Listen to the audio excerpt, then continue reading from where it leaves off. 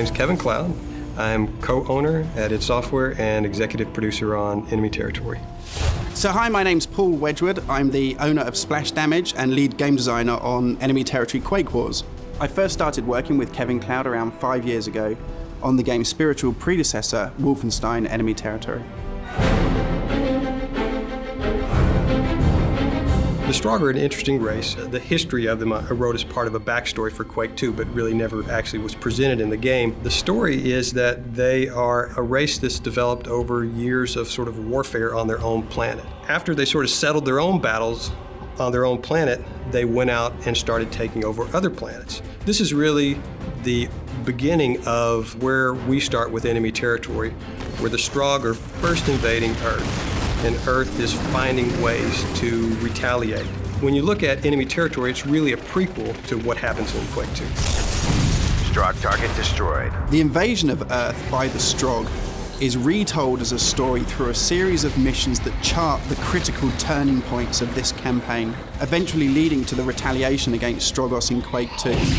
Bumblebee down. We need medics on site. Generally in multiplayer games, you have two teams that are sort of reskin versions of the same team. But in Enemy Territory Quake Wars, you have two very, very different teams. You have the Earth Defense Forces with basically modernized conventional weapons, tanks and machine guns and things like this, facing off against the Strogg with their alien technology with like gravitonic repulsors and walkers. And so really for the first time in a multiplayer game, you have these two very, very different forces facing off against each other. And this is not just a case of picking a character class that has a different weapon loadout, right down to every one of their actions and their abilities. You can pursue tactics which are specialized for the two different races. Depending upon what team you're on, you're facing a very, very different type of strategy than the one that you're using to approach the combat. Tunnel gates destroyed!